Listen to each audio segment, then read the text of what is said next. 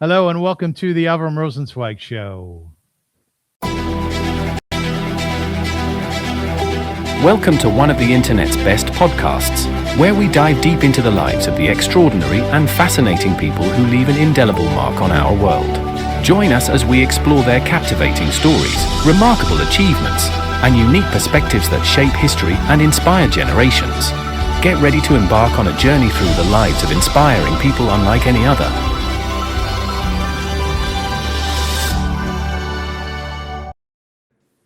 Hello, folks, and welcome to the show. My name is Avrum Rosensweig. You know, some conversations stay on the surface, others descend into the hidden architecture of human lives, into family, identity, sometimes crime and addiction, memory, and the stories people spend generations trying to outrun. Welcome to the Avrum Rosensweig Show. Today's guest is Phyllis Karas. Welcome, Phyllis. Thank you. Good to be here, Avrum. It's great to have you.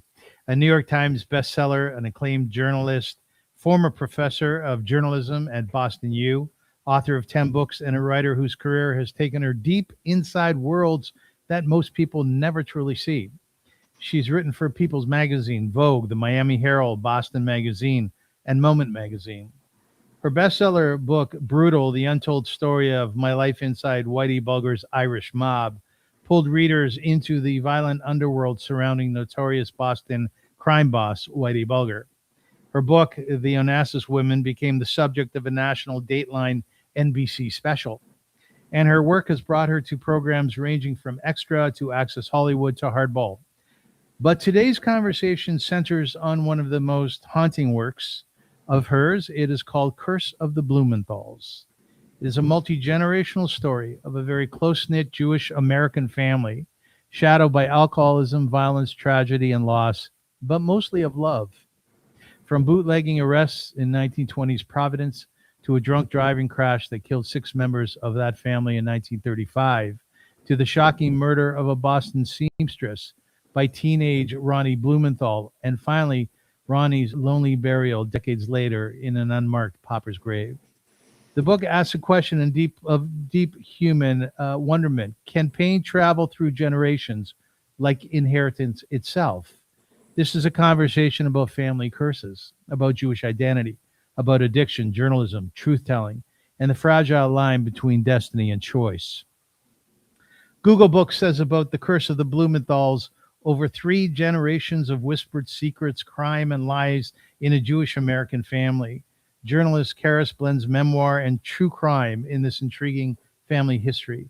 Along the way, she nimbly balances the disclosure of scandalous family secrets with her prevailing sense of empathy. Publisher Weekly wrote, "It's a bruising portrait of generational trauma."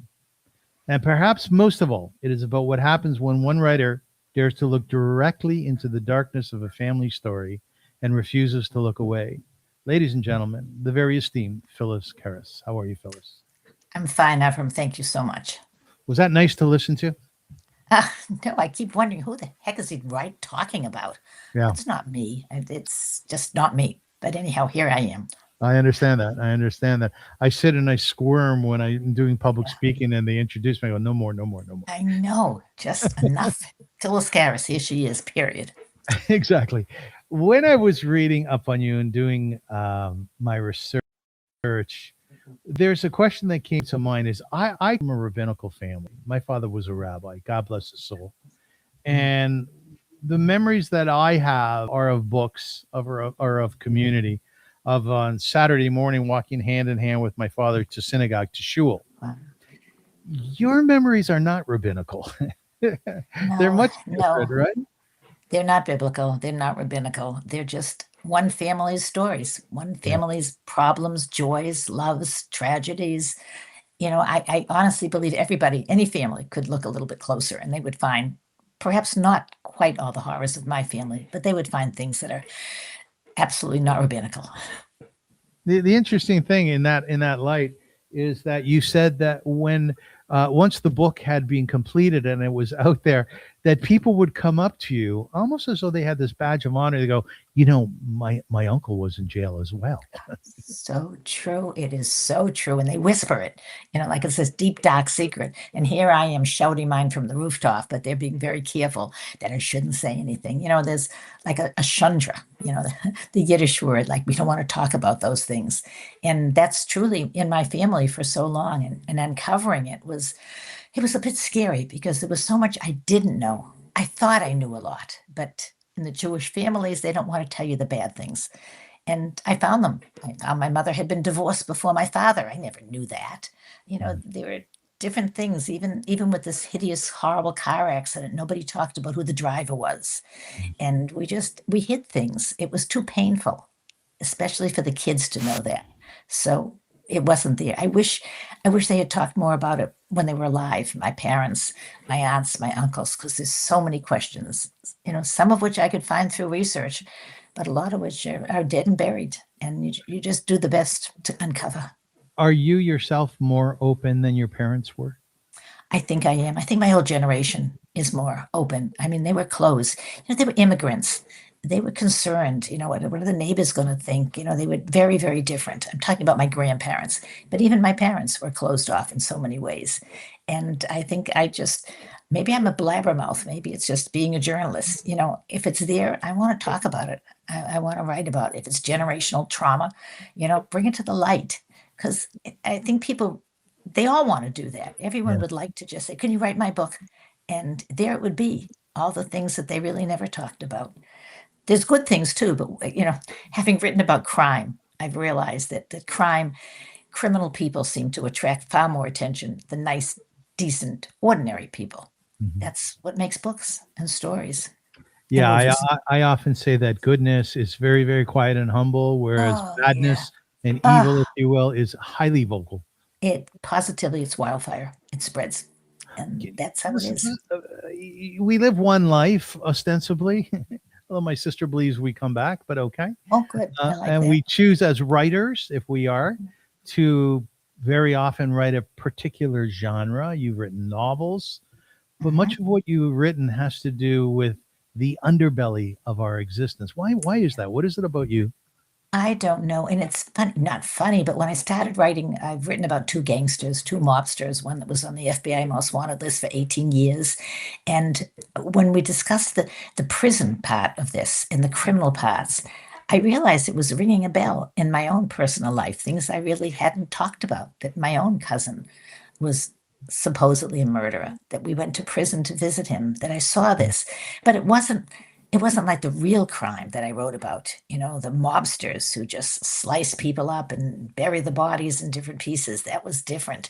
But there was almost a sad familiarity to some of it.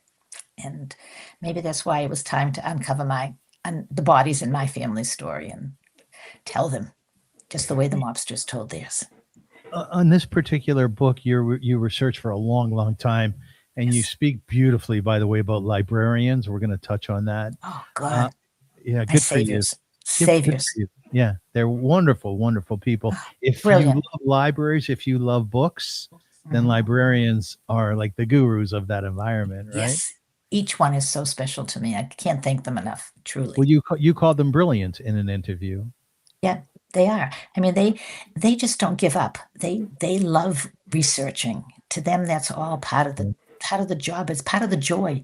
And when they find a little kernel of something that I've been looking for, I don't know who's happier, the librarian or me. And because it's, oh my God, you found that. I guess AI is taking over a little bit of that. They're not going into the stacks and looking the way my librarians did when they were helping me. But I will be always so grateful. This book would not have been written without them. No way. Right. So you had the stacks, you had microfiche, which you said you microfiche. Oh, I shudder when I think of turning that. Never another microfiche, right? No. If I don't ever see another microfiche, I'm fine. I'm fine.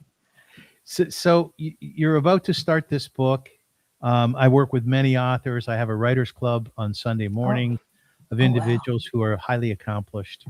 And we talk a lot about the process. So you're about ready to launch into this new book, which we're speaking of today. Did you sort of take a breath, Phyllis? Did you take a step back and say, I'm about to open this door, which could enter into a very dark and dangerous place. Was It, that in it your took, mind? yes, it took me a long time. It took me a long time. It also took me the death of one particular relative before I felt free to write the story. And, I keep thinking that each one of my cousins, and there are so many of us, I'm so grateful to have had grown up with 19 cousins, each one of us could tell the story in a completely different way. Yeah. And I want to make that so clear that this is my version, and it certainly could be different than my cousin Richard's or my cousin Toby's or whoever. Freddie. We all see it. Oh, Freddie, yeah. We actually lost Freddie, and that didn't. I'm not sure that showed up in the family tree, I'm but he sorry. was indispensable. May he What rest was in he? peace. What was he like? What was he like? Yeah. Oh my God. He was so talkative and so warm and just he was the kind of person that when you went into a room, he just stood out. I don't know what it was about him, but he would go over to a stranger, talk to a stranger. He was warm, but family was his life. He considered himself the patriarch. He was the oldest of the cousins, 19 of us Blumenthal cousins, and he had this role that he felt that it was important that he share the story. And he had wonderful memories and wonderful photographs. Truthfully, all right, the librarians were indispensable, but I think Freddie was even more indispensable. And the fact that he didn't live to see this, in print breaks my heart. He saw a lot of it, a lot of the different chapters that I was writing, but it was unexpected, his death, and it was painful. But he's here. He's in the pages of the book. And he's in your heart, right? Oh, without question. You know what really fascinates me about your family? Yeah, the crime, the bootlegging, the murders, all that stuff, the accident, which we'll speak about. But it's more so the love.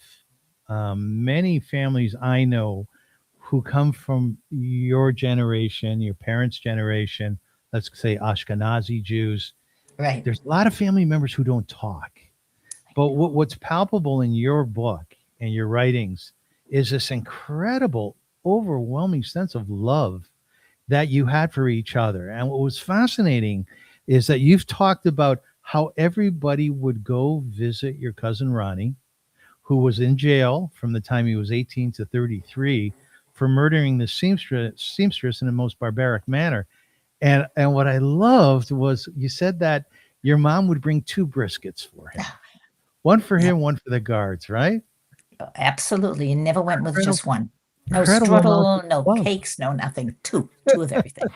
Where You did all had to this? butter them up. Yeah, Anywhere right, you go, right. you had to Where butter did 'em all up. this love come from? I always think that my Aunt Etta, who was the most remarkable woman in the world who suffered such tragedy, but oh, she was just pure and out of love. And her house was the place we all went to.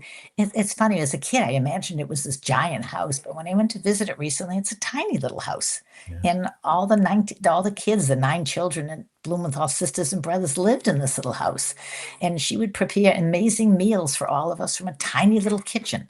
Yeah. And it was just her way of doing it. You came there, it was a ride, it was a schlep. My family moved out of Providence and we were living in Boston. So it would take us, an hour and a half, 2 hours to get there. Didn't matter. Even if I was car sick, it was just wonderful to get there because Aunt Etta would feed us and love us and tell us, and she'd want to hear every little detail. Yes. And the word cousin is a very beautiful word to me. It really means love. It's just warmth. And we're all in this together.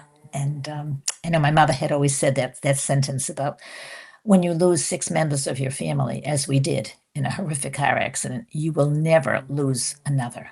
And therefore, when Ronnie's situation came, we were there. And if he was in prison, we'd be in prison, wherever we were. We weren't going to lose him. Oh, we tried not to. Tell us about this horrendous accident which you write about.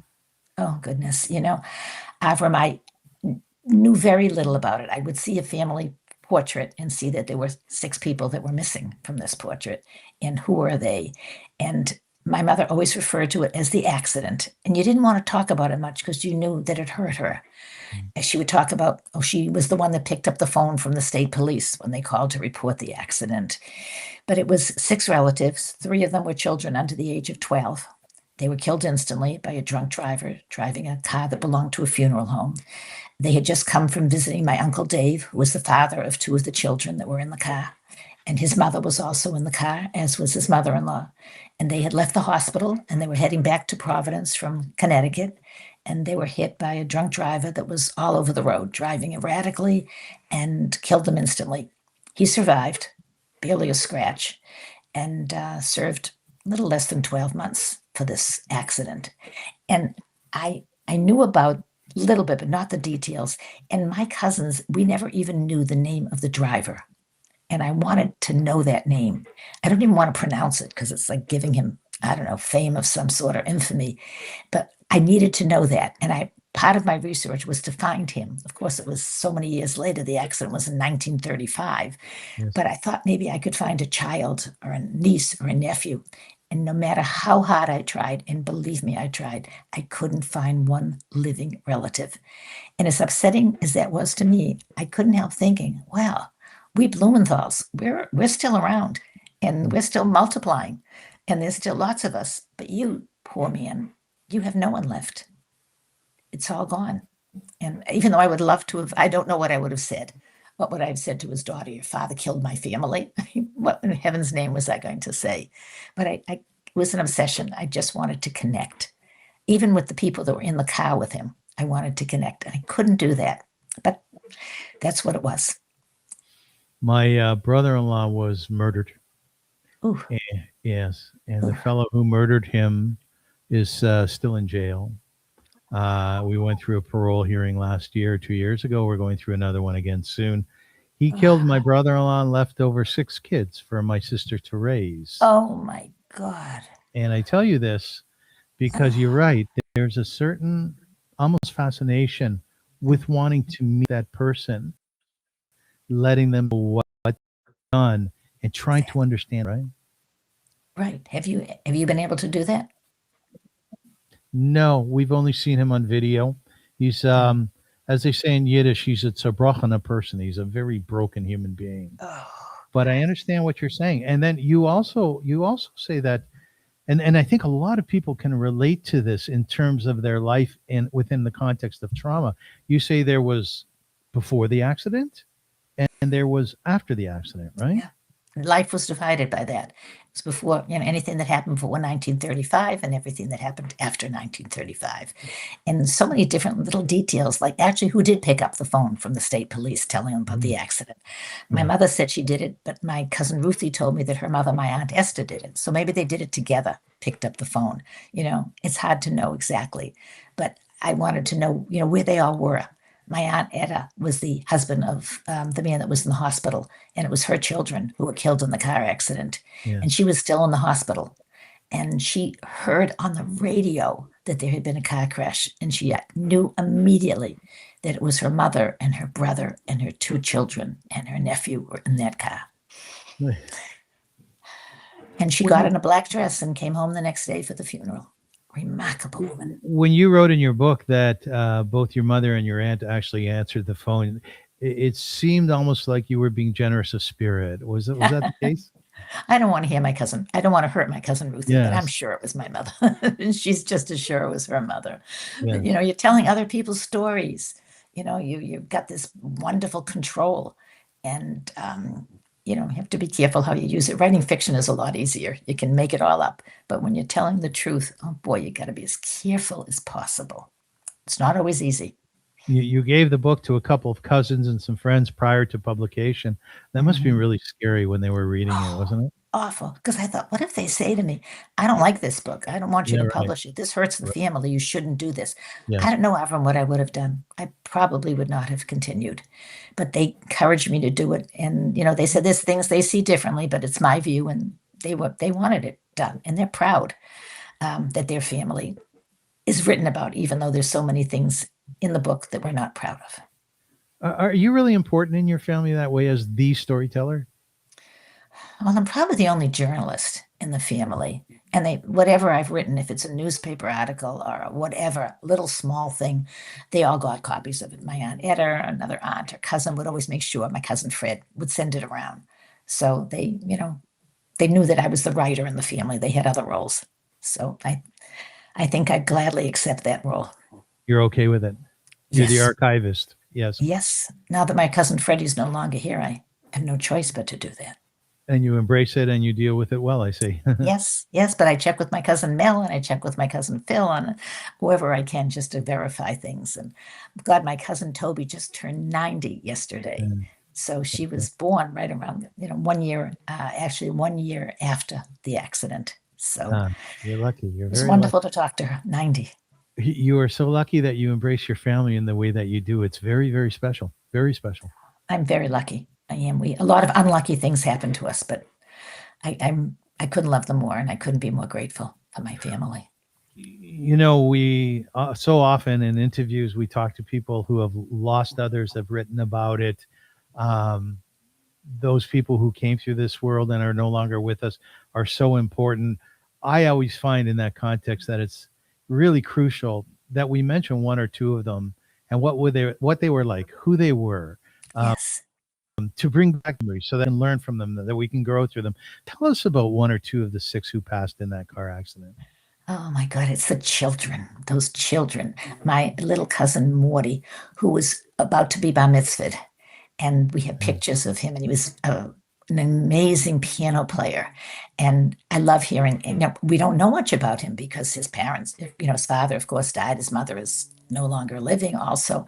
And so it's all from hearsay. But I'm trying so hard to piece together the little reports from his teachers about what a great student he was. And Barbara, the little girl, how she loved her toys and her doll carriages, and how they would make my aunts would make special dresses for her children's dolls. And they actually did the same thing for me. They would send me, my Aunt Esther, my Aunt Etta would mail me while I was a little girl, they would mail me beautiful clothes for my dolls. And I always thought about Barbara and how it must have been so much fun for her to dress up her dolls. And it's just so heartbreaking. They died instantly. I found so many pictures of the accident, and some of them I found a shoe that was obviously a woman's shoe that was thrown from the car, and a pocketbook. And inside the pocketbook was a receipt for the sandwiches that my grandmother had brought for the family to eat on the ride home. Little small things like that, but oh goodness, it really hurts to look at that. And they all died instantly, but the driver of the car, my Uncle Ruby, lived long enough to identify everybody in that car so that the names were there and the ages. And that was pretty powerful. How did Ruby do after that? He died. I mean, he died en route to the hospital, but not before he had a chance to talk to the police and give them the names. He was the driver. The others were dead instantly, but they described, the broken necks, and I think those little children, and of course, no seatbelts, and it's very painful. It's a hideous scene, and why I want to recreate it sometimes I don't know, but they lived and they died, and I want their stories immortalized in some way. Do you still feel the pain? Generational trauma, don't we all? Yeah. Oh, and I'm a nervous wreck in a car. My mother was. Her foot was always on the brake, even when she wasn't driving.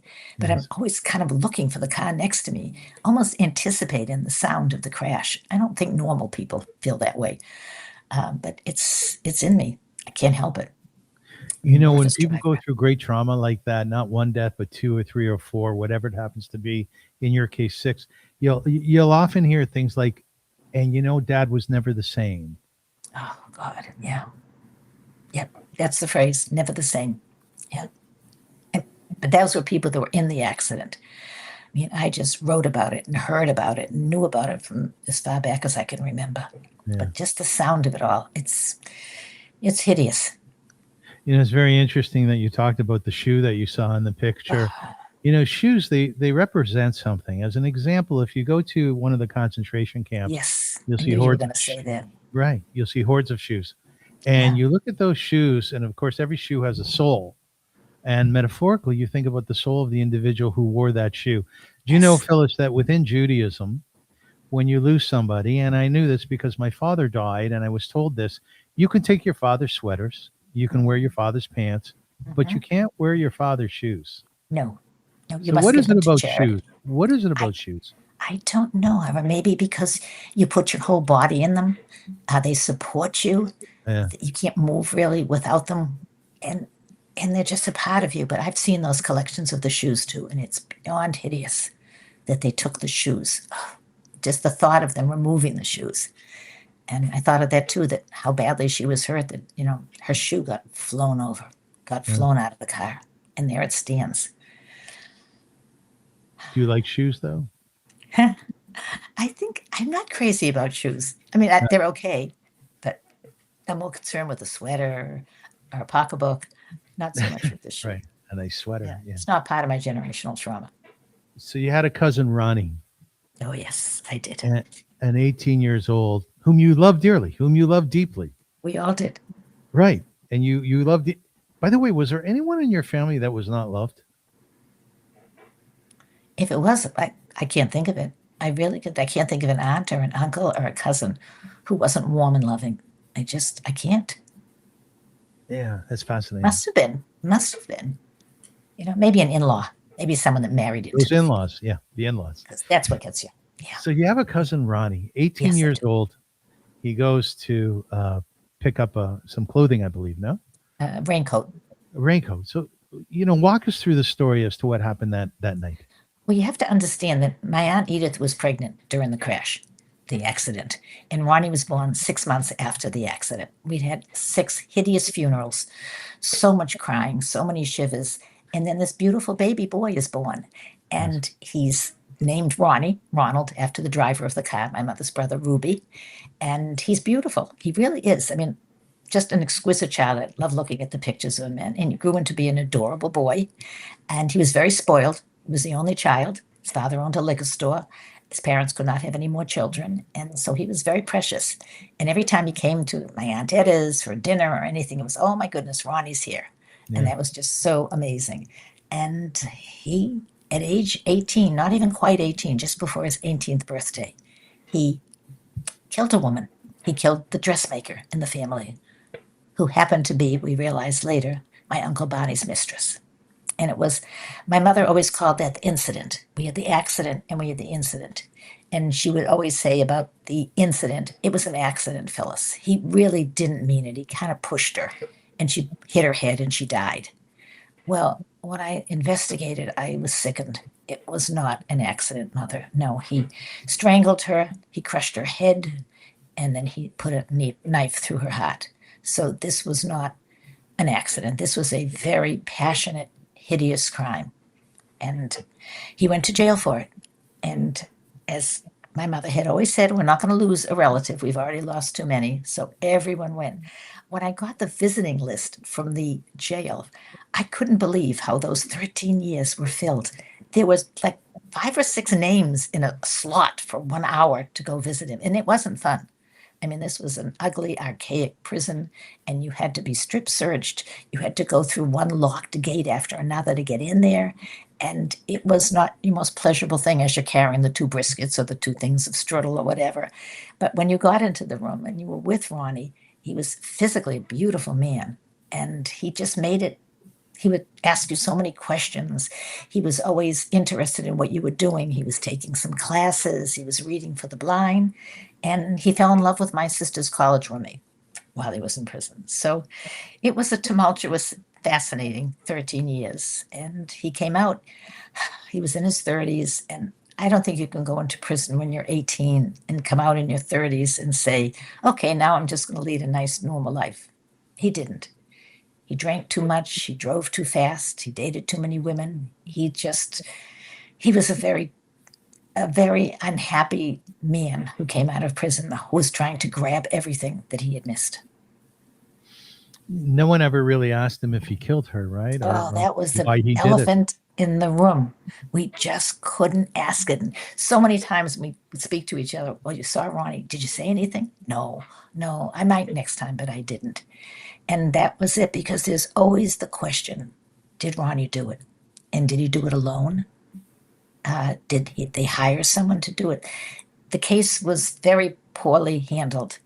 And if it wasn't for the fact that the electric chair, Old Smokey, was still alive, and it was a lot of anti-Semitism in those years, and that we were frightened that he confessed to the murder and went to prison. But there's a lot of questions. Those are the questions I'm still trying to research, using psychics, as a matter of fact. But I can't swear 100% that he did it. Well, what's it like with the psychics? I don't know. I worked on a book with a woman that was called the Salem Witch from Yes. Salem, Massachusetts, which is the home Yeah. of the witches. And I went with her to her hands-on healing and her different meetings with people and out of body experiences.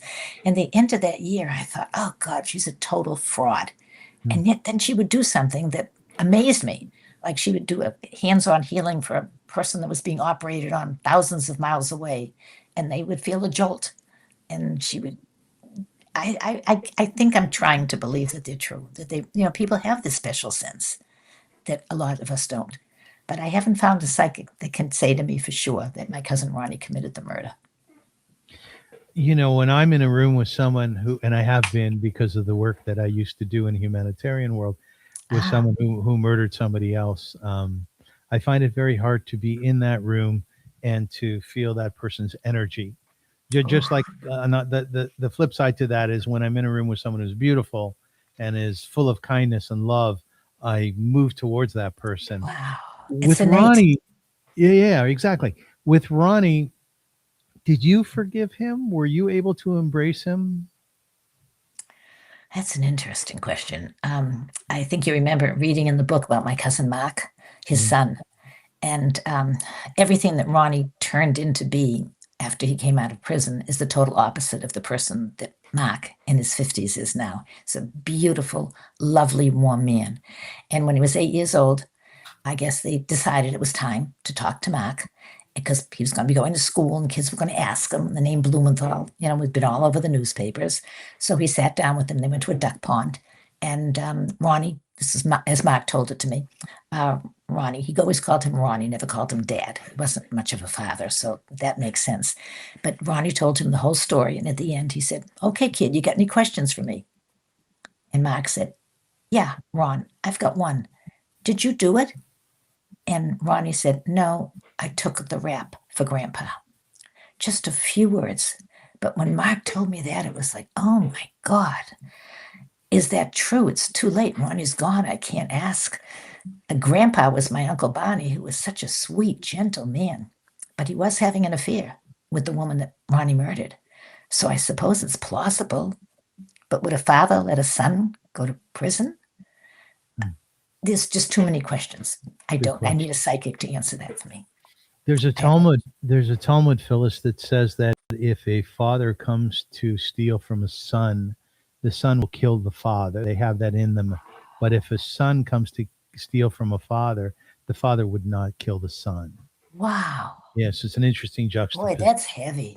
Yeah, it's very A heavy. lot to think about. So you I write never this did it. book, it's out there. Your Mhm. books sell really well. You're a bestseller, New York Times bestseller, and well done to you. It's Thank you. fantastic. Um, some people might think, Phyllis, aren't you ashamed of this? Well, Avram, when I wrote about Whitey Bulger, who Yeah. was on the FBI, a lot of people said that to me. How can you write about that criminal? You're giving him space and time and whatever. There was a complicated story that was involved with families who were going to be uh, that he was able to identify where bodies were and different things. That was all part of the book, so that made it relatively good. But it's not nice to write about bad people like that. And is it nice to write about your family and expose their secrets? Um, I guess nice isn't the proper word. I was so grateful that my family was behind me when I did it. But there is a feeling about maybe I shouldn't have. And maybe there will be people who will read this and say, it's a Chandra. You shouldn't have written it. Enough. These people suffered. There were newspaper articles about the crash, newspaper articles about the murder. Why do you have to keep keeping it alive? Yeah, Let it right. die.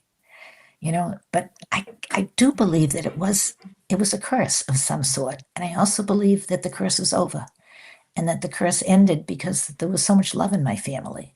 And we stood by Ronnie and we mourned every sadness that happened to our family. But oh my God, did we party together? We had celebrations, cousins meetings, vacations together. We had an awful lot of fun. There was a lot of joy, and we're still here, And I think we'll be here for a long time because there's another second or third or fourth cousin that keeps coming into the family, and Yeah, thank God. That's who we are, the Blumenthals. The Blumenthals, yes, the Blumenthals. Shame isn't talked a lot about. I often think about what our ancestors went through during the Holocaust and how they were terribly shamed by the Nazis. The classic pictures of a Hasidic Rebbe, a rabbi, and the Nazis are cutting his beard in the street. Oh, that's such a hideous scene. It's awful. And not only was he terribly shamed on that day, we're shamed to this day, knowing that our people went through that. And a lot of us hold on to shame and we don't let go of it, and it slows us down. And very often it stops people.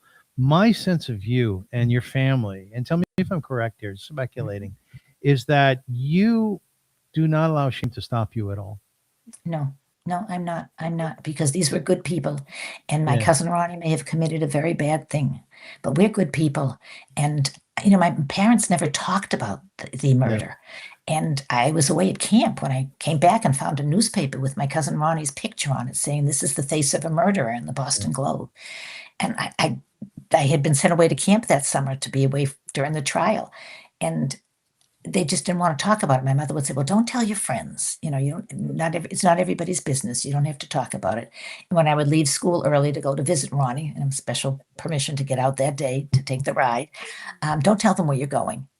And I listened to that for a while, but then Ronnie was just too much a part of my life while he was in prison. And my husband came to visit him while we were just dating. My sister, brought her college roommate, Flo. That's a whole other book. And they fell in love. So I think we just stopped ignoring it. It's who we are, and if you don't like it, I'm sorry. This is my family, and I love them. It's very inspiring, I must tell you. So you meet this man and you like him, and eventually you love him. You're in love with him, and you take him to the prison to meet your cousin. Yes. How And I did that sat play there. out? I know. I sat there. My husband at the time was a medical student, pre-med. And Yeah. we're sitting there, and Ronnie, and I'm thinking, Ronnie who very possibly murdered a woman, whatever, is talking to my husband about the Red Sox games and asking him what he's in anatomy, what he's studying. And he was making us wallets. And Jack was so nervous when I brought him to visit Ronnie. I thought he was not even going to get into the second gate. And then Ronnie had this strange way of just making you feel comfortable. My Aunt Edith always made sure he had beautiful cashmere sweaters. He didn't come in prison garb to the visiting room, and he had a certain charm about him. You couldn't help it. You relaxed, which I think is really crazy when you're looking around at all the other families that are there, but you do because you're just there with Ronnie.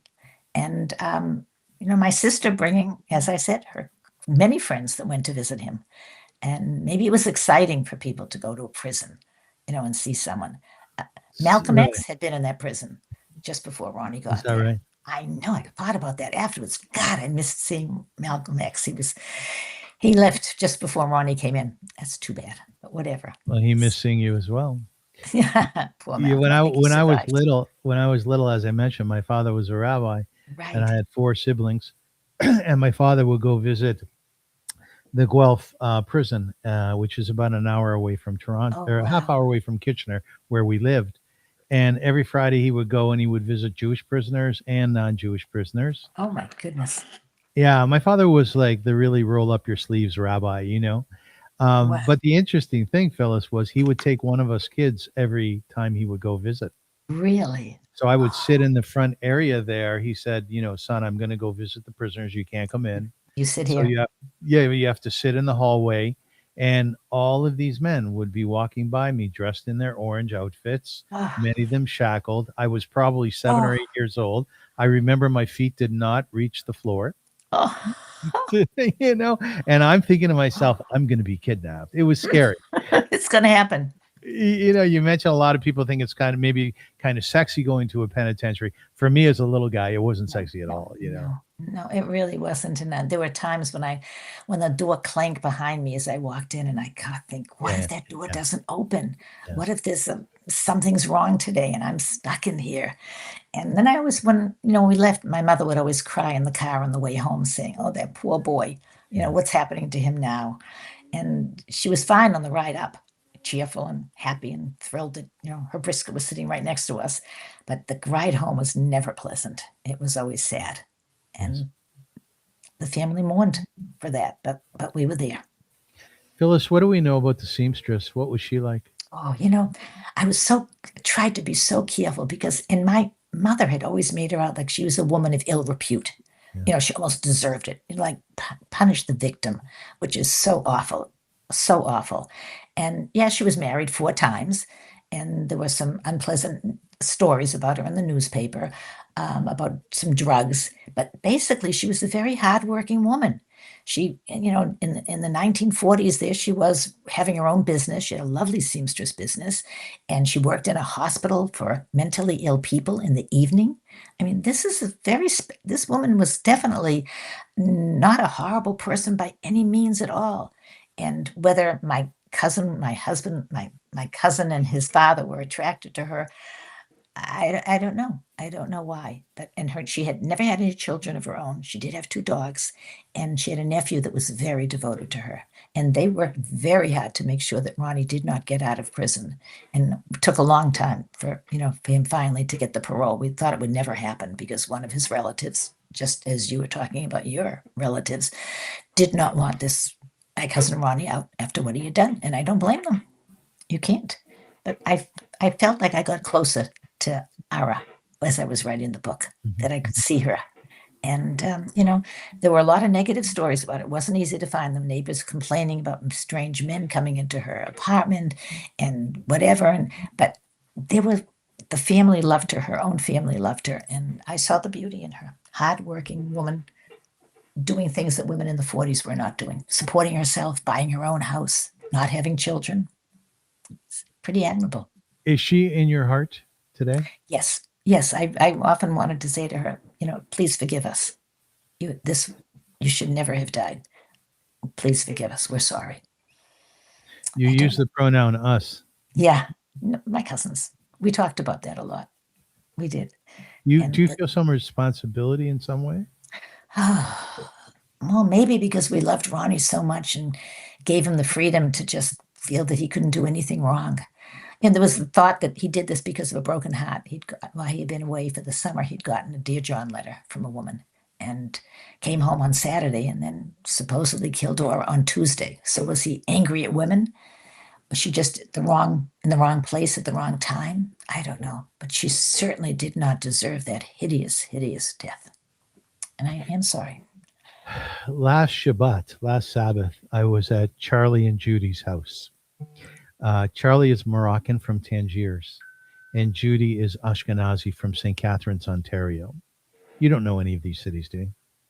Well, all I know in Canada is Winnipeg because we have good friends. So if they're not in Winnipeg, I'm afraid I don't. Cold Winnipeg. Yeah, it's still cold. I spoke to them yesterday. God. So cold, and it will be forever. So Charlie is telling me about his mom. And his mom was the old Moroccan woman, the images that we have in our head, loving the family, doing everything for everybody else, not really dressing up, but a powerful, strong, caring, loving woman. And Charlie told me that she could put curses on people. Oh, my God. And he would walk me through incidents or situations that he was going through in business, as an example. And how this guy was being awful to him and making all of his plans just crash and burn. And his mom put a curse on him. And what happened to him? Well, not I'm good afraid things. to ask. Not good things. We'll leave it Yeah. at that, but not good things. And basically he went away. Now, the reason I'm telling you about Charlie and Judy is because I said, Charlie, so do you believe in curses? He goes, yeah, I absolutely do. I saw it, and my mother could make them happen. So my question to you is, when you speak about the Blumenthal curse, and I want to touch on a little bit that it's gone away, is that real to you? Is the curse real? It feels like, why was this one car that had just come from visiting a very sick relative so horribly destroyed? Why was it in the path of that person? Couldn't it have been, God forbid, another car? Couldn't it have been 10 minutes later? Why them? And then when the family seems to be gaining its strength back and everything is good, and then we have a murder. And our name, Blumenthal, is all over the papers again. Why? Two horrible things in a family. Did some ancestor 1,000 years ago do something bad and we're being paid back for that? Is it something that's in the air that just hit us? I don't know. But I just do believe that there was something in the air, something that caught us. Maybe it was the bootleggers. Maybe we're paying for their crimes. I don't know. So the flip side to that, do you believe in miracles? In miracles, yes. I believe in medical miracles. I've seen them. People that had there was no chance they were going to live, and they did. So I'd like to believe in miracles, but I think when you're thinking of the Jewish people as a whole, you kind of try to believe in miracles. It's a little difficult today. Would you say you're a bit of a mystic? A mystic? I don't know. You mean that I see things that other people don't see? No. I Mystical see into people. the future? No, not even. But mystical people see things in different dimensions. They'll see a curse. They'll see a miracle. Then maybe I am. Yeah, I never ever thought about that before, but I will embrace it if I'm a mystic. Okay. Yeah, and I think what's really important to this formula of the Blumenthal curse and it going away, what I really like about it is that as your narrative about that curse is that it dissipated, and you said that it dissipated, it went away because of the amount of love in your family. I do believe that. Yet I do have the pain that we couldn't save Ronnie at the end. And that unlike the 6 graves that with the same death date on them that we always go to visit in the family cemetery, we don't have Ronnie there. He's buried in a papa's grave. We lost him. And that's painful. And there was a lot of love. Everyone tried, but we just couldn't hold on to him. He just was destined to be alone and unloved. And that's really sad. And as I said, I couldn't write the book until he died because I just couldn't put that down in print. Does that mean he wouldn't accept your love and the family's love? I think he just had a narcissism about him that made it difficult for him to look beyond. It was as if he was owed something. And, was constantly calling relatives who didn't have that much money. Can you give me $1,000 by tomorrow? I really need it. Yeah. So, oh God, is it a debt or is it something? And it was constant with him. And the way he treated his son and his ex-wife. And then we would get an email from him and, he would be Ronnie and it would be good. And my last image of Ronnie, last time I saw him was at my son's bar mitzvah when he was being carried out by my cousins because he was so disgustingly drunk.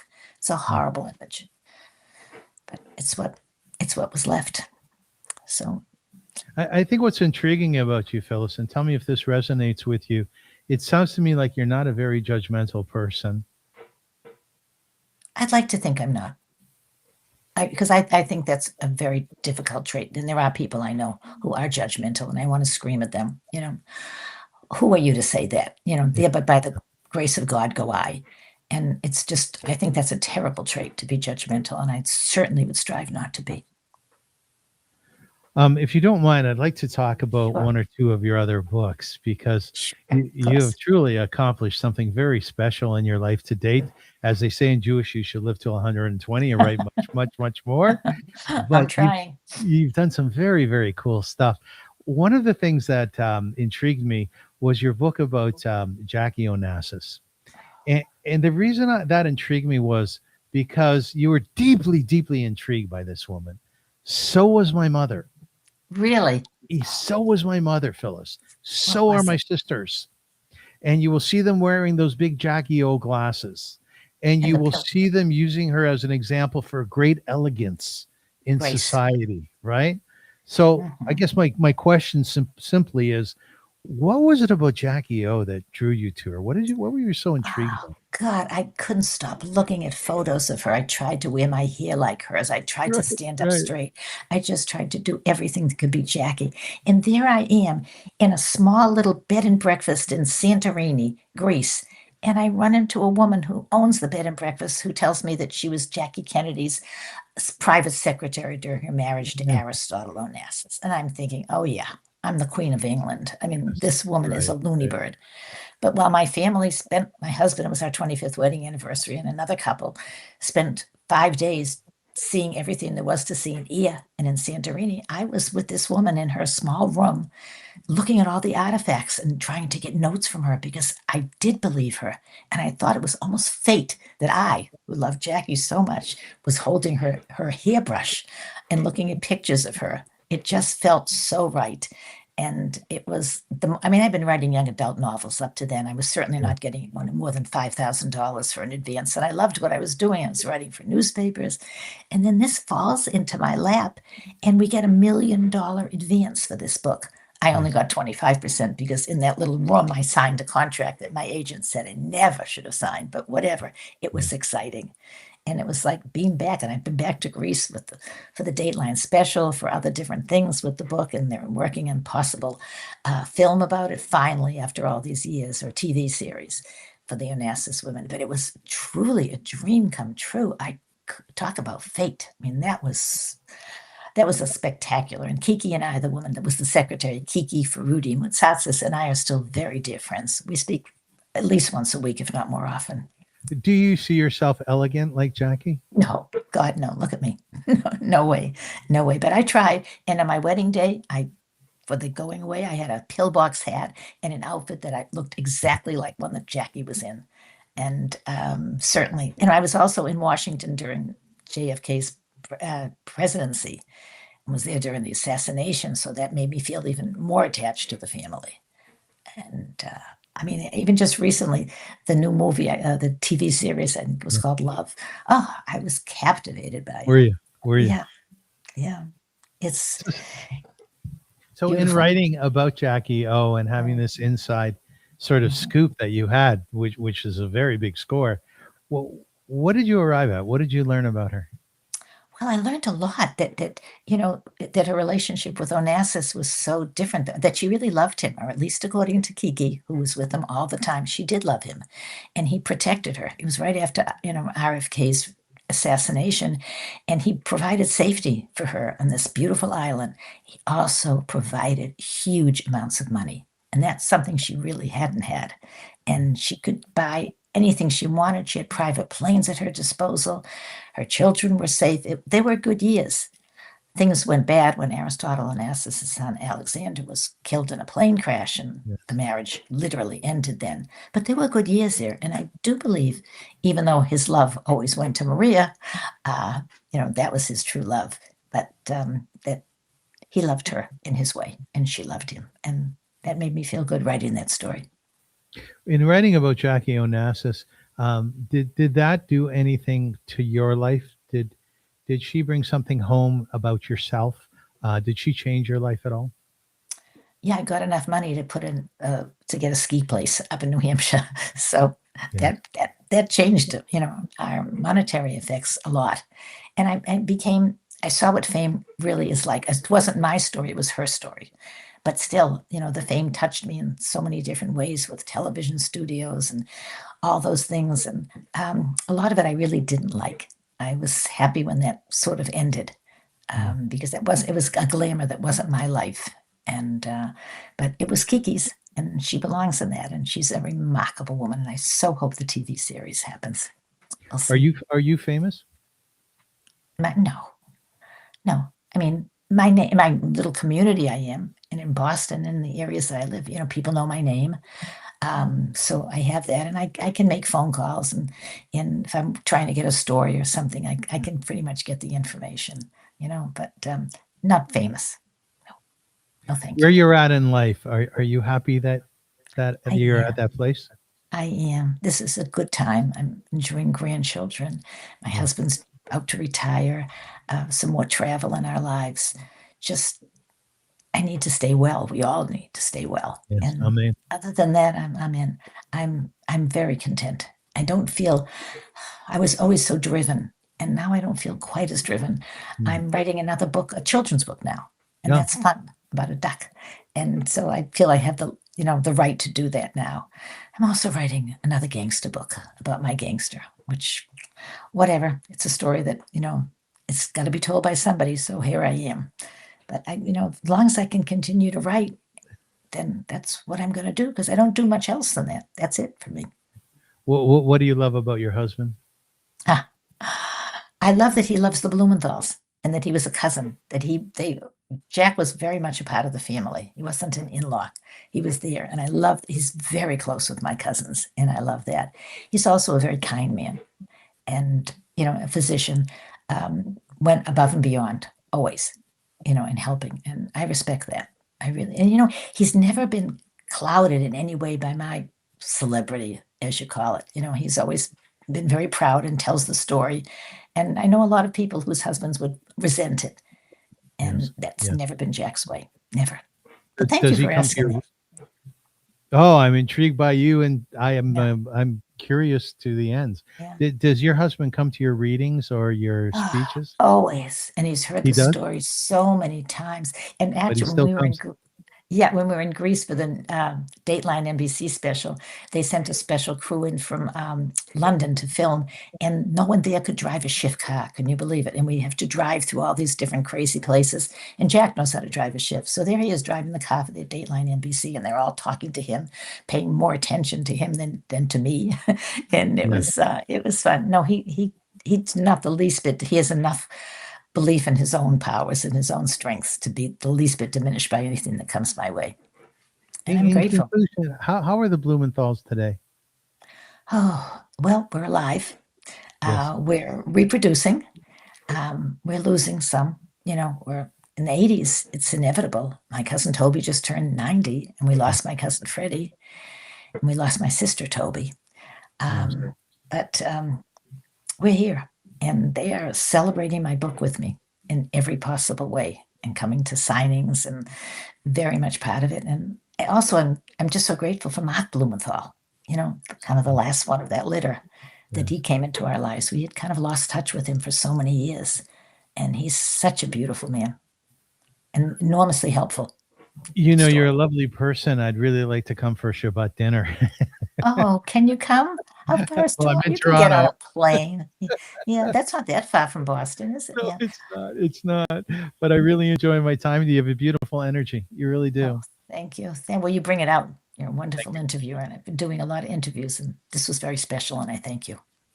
Oh, it's an absolute honor. And I have an ode to Phyllis Karas from AI. I've been working with AI quite a bit over the last few months Yeah, and me asking too. it to write poems about my guests. So this is an ode to you. Here we go. Okay. Phyllis does not merely report stories, she descends into them, into the hidden architecture of families, into crime, addiction, silence, memory, and the strange inheritance of pain. From the violent shadow of Whitey Bulger to the wounded hearts of Curse of the Blumenthals, her writing moves through worlds most people would rather avoid. Bootlegging in Providence, liquor bottles passed across generations, a drunk driver killing 6 members of one Jewish American family in 1935, a blonde boy named Ronnie born into the ashes of tragedy, carrying the impossible hopes of an entire family upon his shoulders. Then murder, prison bars, alcoholism, an unmarked grave. Yet, Phyllis never writes with cruelty, even when exposing scandal. She searches for the wounded child hidden beneath the headlines. She understands the generational trauma, does not announce itself loudly. It whispers through kitchens, through funerals, old photographs, and family silences. Her work asks different questions. Can truth heal what silence protected? Can empathy break a family curse? Can one writer look directly into darkness and still emerge carrying compassion? That is the power of Phyllis Karas. Oh my God, I'm overwhelmed. Yeah. Overwhelmed. I need a copy of that. Yeah, I will send it to you along with the link. Avrum, thank you so much. Oh, you're welcome. It was a pleasure. I really enjoyed my time with you, and I love what you've accomplished in life. So they say in Hebrew, kol hakavod, which is all the power to you. Tell me, where can people buy your books? It's on Amazon.com. Tomorrow, the 19th, is the actual day of publication. So it is available in bookstores and online and from the publisher and on my website. So I hope that they will want to read about it. It makes me feel wonderful just to talk about it with you. Oh, it's a pleasure. When it comes out, is it like your baby being born? What's it like? God, I feel like I'm pregnant, Avrum. I felt that way since I signed the original document with the publisher. It's like, oh my God, it's going to be, God forbid, a stillborn. Is it going to come out okay? I've been spoiled with the New York Times, but that was for a criminal book. It wasn't my story. So I'm not expecting that, but I Do you, just do you want. get a box of books at home? Is that true? They do. They give it to me to send out to, different people that my publisher feels or my publicist feels I should send it to personally. You open the box and there it is. You smell it. It's so weird. It's like, oh my God. Oh no, this is not, and it doesn't matter. My very first book, which was a novel, I literally fainted. I couldn't Did stand you? up Did you? because that was the dream. Someday I won't be here, but a book of mine will be in the shelves and someone Yeah. can pick it up and read it. And it never diminishes. I don't know who the author is, but I don't think anybody ever loses that thrill of seeing your name on the cover of a book.